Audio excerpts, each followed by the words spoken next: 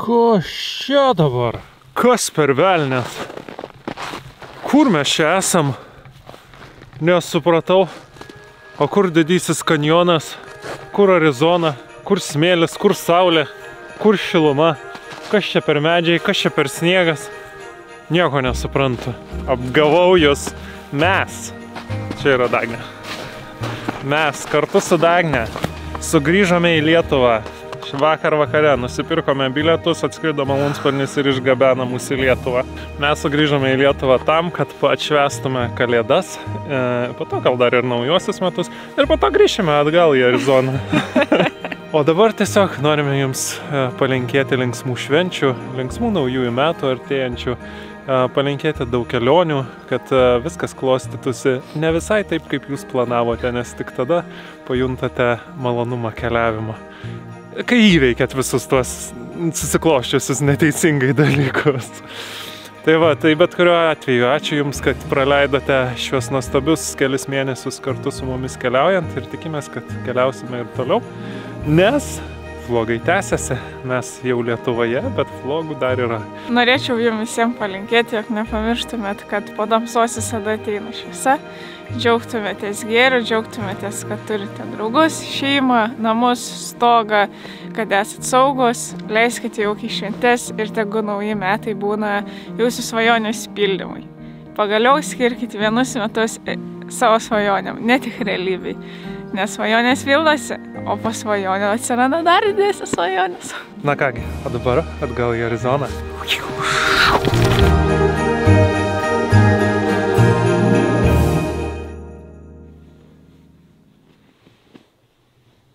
Labas rytas, mėlyjei televizijos ir ne televizijos žiūrovai.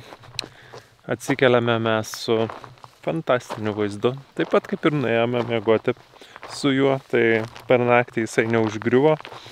Naktis tai buvo tokia keistoka. Daug prabudinėjau, nes visą laiką kažkas bandė įsibrauti į palapinę. Nežinau, kas tai buvo. Aš spėju, kad arba driežas koks nors, arba čia yra tokie dideli juodi vabalai. Ir visą laiką kažkas šliaužiojo po palapinę, man po pagalvę kažkur tai. Taip užkniso, kokius 3 kartus kėliausi žiūrėti, kas darosi, atsikeli ir viskas nuščiūva. Tik padedi galvą ir vėl kažkas ten. Jėzau, Jėzau. Jo, nu bet žodžiu, naktį išgyvename, kanjono neužgriuvo, vis dar galime juo mėgautis. Šiandieną teks tęsti kelionę toliau ir šiandienos nakvynė jau nebebus tokia įspūdinga. Bus tiesiog kažkas ten palei kelią, kiek supratau. Tai va, tai yra kita liūdna naujiena. Na, nėra gal jinai tokia jau labai liūdna, bet nuleido man padangą per naktį. Tai vakar, kai sustojom, aš jau mačiau, kad pilnos padangos buvo spiglių. Visus išsitraukiom, neatrodė, kad labai daug piktų buvo, bet matyt, kažkuris vienas iš jų pradūrė. Tai va, tai čia šitoj vietoje iš tikrųjų negerai, kad neturime tų tubeless padangų, kad ir kaip aš jų nemėgstu, bet vis dėlto tokiuose situacijose jos turėtų gelbėti. Tai vat, padanga nėra visiškai išsileidusi, tai matyti kažkokia labai mikroskylutė yra. Na, čia bus kažkoks tai vienas spiglys turbūt įlindęs truputėlį ir pradūrė. Tai va, tai negerai, nes iš tikrųjų tokias mikroskylutės tai sunku ir surasti. Bet pabandysiu gal išsiardyti, pasižiūrėsiu.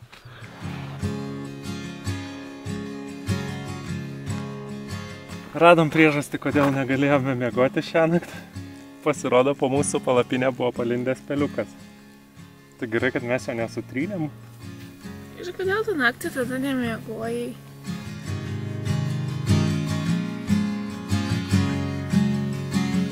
Pasiemam? Pasiemam.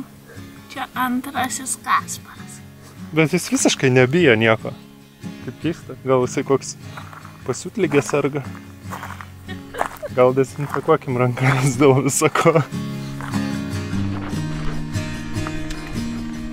Paliekame savo didįjį kanjoną. Buvo žiauriai faina šičia nakvoti ir apskritai šičia pabūti. Nes aš sakau, man pavyzdžiui, man tie lankytiniai objektai, man, nežinau, manęs jie nežavė. Man yra smagu, kai aš atrandu kažką naujo. O kai aš atvažiuoju į kažkokį tai ten nacionalinį parką ar šiaip lankytiną objektą, aš nejaučiu to tokio atradėjo jausmo kažkokio. O kai tu atvažiuoji vat į tokią vietą, kur, nežinau, ten 50 km spindulių negyvos dvasios, tu jautiesi tarsi atradęs kažkokią gyvenimo paslaptį. Ir tas labai mane džiugina. Tai aš džiaugiuosi, kad mums pavyko čia atvažiuoti, pernakvot, pasimėgauti šito vaizdu. O dabar labai džiaugiuosi, kad galime pajudėti į kelią, nes yra žiauriai karšta.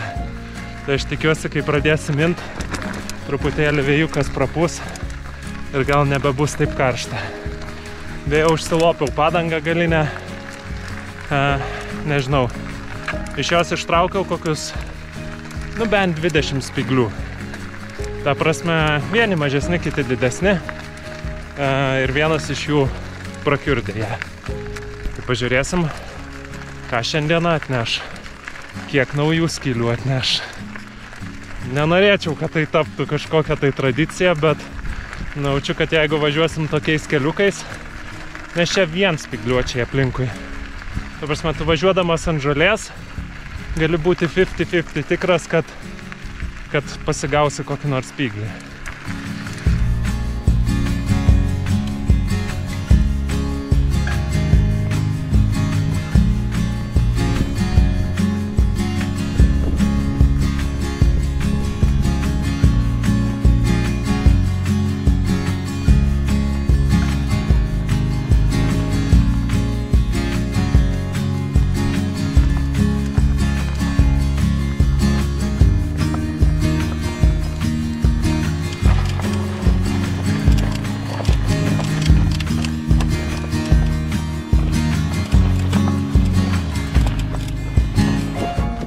Nu dar pasakyk, kad kelias blogas. Kelias tai lėtas. Geriau nebūna. Truputėlį akmenuota. Bet šiaip tai kylame aukštyn. Šiaip realiai vakar, kai važiavom, tai maršrutas buvo labai gražus, nes jis labai buvo besikeičiantis. Tai akmenės, tai smėlės, tai grioviai, tai upės išgraužtos vietos. Bet ten tu galėdavai ir pasigrožėti, ir padirbti, vėl pasigrožėti. O šiandien tai kol kas dirbam. Aš manau, turėtų, kai užkilsim, būt biškį geriau, gal truputį geriau. Įdomu, aš išmoksiu iki kelionės pabaigos nebenaudoti biškį. Nes gerai, kad aš jau pastebiu, kai pasakau biškį, nes pradžioj tai sakydavau ir nepastebėdavau. Dabar visada pastebiu, bet tik po to, kai pasakau.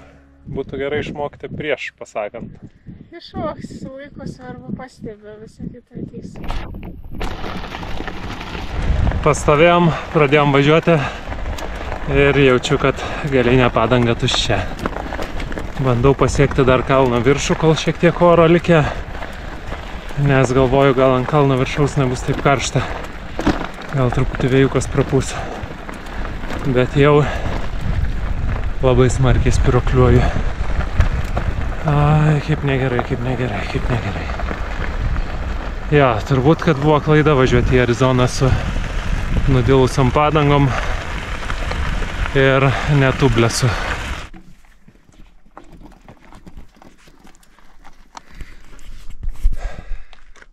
Nu, dar gan kieta šiaip jau, bet nežinau, ar bandyt pūst, ar ką daryt. Aprinkom spyglius, ištraukau iš kiekvieno rato maždaug po 20-30 spyglių. Nu, dauguma jų, aišku, tokie mažesni, kurie turbūt nieko nepraduria, bet vis tiek dėl visako ištraukiau. Rato kol kas nelopiau, pabandžiau pripūst. Bandysim važiuoti, žiūrėsim, kiek laiko laikys. Galbūt, jeigu laikys bent porą valandų, nu tai tada papučiant galima davažiuoti iki stovyklavietės ir tenai susitvarkyti. Bet turiu nuojautą, kad nelaikys taip ilgai.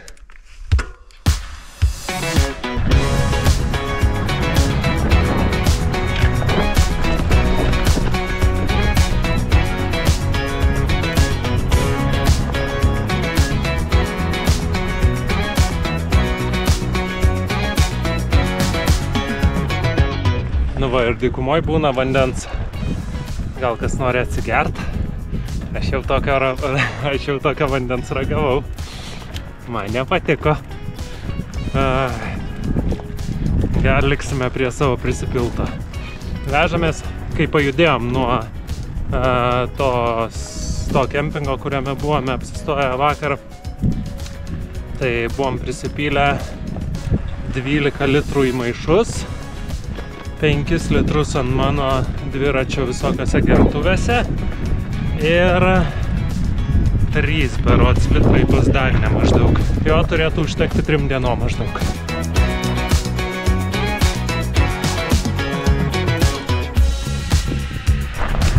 Na, ilgai neištempiau. Apie pusvalandį laikė.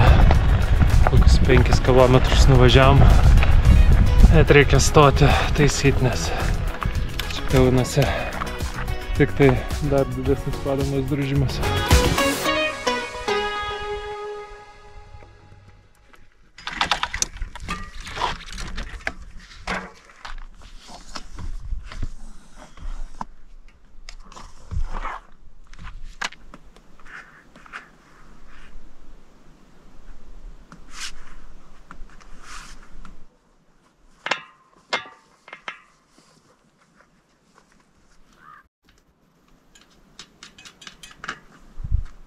Vat vienas dalykas, dėl ko žiauriai džiaugiuosi šioje kelionėje, tai kad nepatingėjau pasiimti poną Pompą.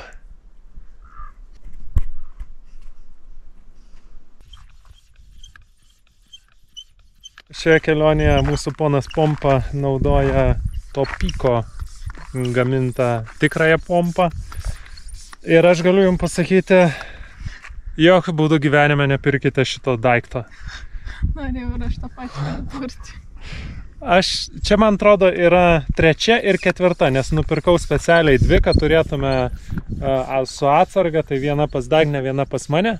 Maniškė sugedo po 1 pompavimo, nu Dagnės gal po 5, bet aš nuoširdžiai nesuprantu, ką jie ten yra tokio padarę, kad tos pompos tokios prastos yra. Ir jos nėra pigios beje. Šiaip kodėl aš jas pirkau, ir kodėl surizikavau po 2 neveikiančių pompų nusipirkti dar 3 ir 4, tai šiaip dėl to, kad Audrius pasakė, bet nesvarbu. Kas man labai patinka, tai kad yra lanksti žarnelė ir yra manometras. Nu, dar galima priskaičiuoti būtų kojelę, kas irgi visai patogu. Bet, prasme, tų daiktų kokybė yra, nežinau. Apgailėti. Na. Jo, nežinau, gal ta prasme, gal kas naudojate Topiko produktus ir jums patinka ir viskas veikia gerai. Džiaugiuosi už jūs, bet man asmeniškai sakau, čia yra 3 ir 4 pompa ir jos abidvi sugedo šioje kelionėje. Nežinau, gal ten gali būti, kad gal dėl dulkių, nes mes jas vežam išorėje, gal yra prastai kažkaip izoliuota tas vidinis mechanizmas, tos dulkės patenka ten ir kažką tai padaro. Nu, žinai, tavo pompa buvo dar nemačius jokių dulkių. Nu, taip, jo, irgi tiesa. Tai va, tai žodžiu, nežinau, kodėl, kas ir kaip, bet labai blogas.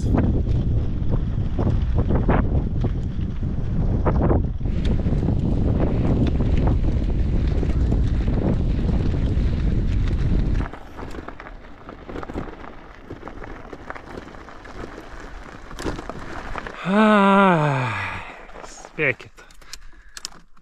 Ar Algirdo padanga yra tuščia? Jeigu jūs atspėjote, tiksliau, jeigu jūs spėjote, kad taip, jūs atspėjote ir dėja nieko nelaimite. Nebent norėtumėte man ją užlopyti 3 kartą šiandien dieną. Jaučiu, kad nenorėsit. Nebežinau, ta prasme, 3 kartą galinė padanga. Jinai jau gan prastam stovi, tai nežinau, ką tai reiškia. Gal tai reiškia, kad jau jai kaput ir kad reikia keisti visą padangą, nežinau. Bet nusibodo juodai.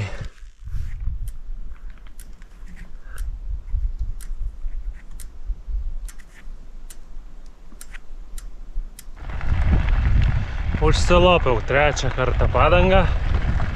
Žiūrėsim, kaip ilgai laikys. Nes kaip įtariu, šitas spiglys pralindo per nusilupusią protektoriaus vietą. Tai nežinau, kol kas nekeičiam padangos. Pas Dagnę kažkoks guzas ant padangos. Neaišku irgi kiek laikys. Nu žodžiu, taip ant resursų ribos važiuojame. O turim tik vieną atsarginę, tai nežinau, ką darysim.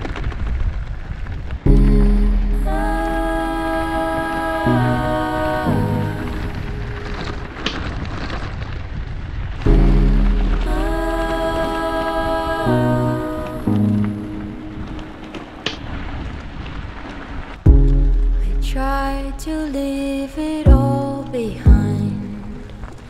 Wandered alone through the night. Me and all of my dreams are fading. My darkness has won the fight. Is there someone there?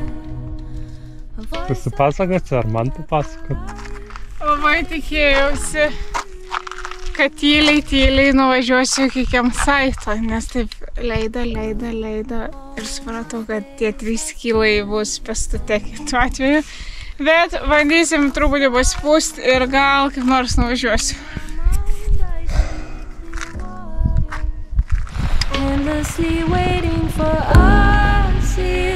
Algirdai, sakiau, kad turiu dabar būti greitesnė negu skylė mano padangoje. Take me anywhere. Baigėsi mūsų šiandienos Prakolai. Kas tokie? Prakolai? Prakolai. Aš tai sakyčiau pragaras gal labiau negu prakolai. Nu ir prakolai. Ne, iš tikrųjų nusikaliau, juodai nusikaliau. Kažkaip tai pradėjau dieną labai entuziastingai, sakiau dar Dagnei, visai lengvai minasi. Ir tada prasidėjo 1 pradūrimas, 2 pradūrimas, 3 pradūrimas. Ir dabar nesu tikras, ar galinis ratas neleidžia, tai žiūrėsim ryte. Turbūt, kad leidžia. O ne? Nors apžiūrėjau, apie jų padangas spiglių beveik nebuvo, tai aš nesuprantu, kodėl leidžia. Aš sakau, aš turiu nuojautą, kad jau tos padangos yra ant tiek nudilę, kad turbūt tiesiog gal net akmenys praduria. Nu, tavo galinė jau tikrai prašosi pagalbos, bet jau čia reikėtų iki kamerų dasigauti gal kaip nors ir tada gražiai švariai viskas susikeist. Aš tai galvoju, kad dėtis atsarginę padangą pas mane, pas tave sukeisti priekinę su galinę. Ir labai tikėtis, kad tai padės. Nes vis tiek galinė gauna didesnį krūvį, tai sukeitus gal būtų geriau biškį. Gal ne. Bet apie tai rytoj. O dabar ilsėtis. Jo, dabar ilsėtis.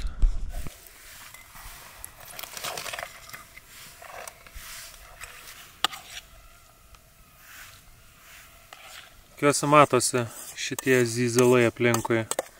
Niekaip nenustatom, kas tai yra, nes kaip uodams, tai labai jau nenoriai kanda, bet zyzia tai grinai kaip uodai ir nervuoja lygiai taip pat. Ja, įtariu, kad ilgai nesėdėsim lauke ir greitai lysim į palapinę, bet prieš tai pavalgysim.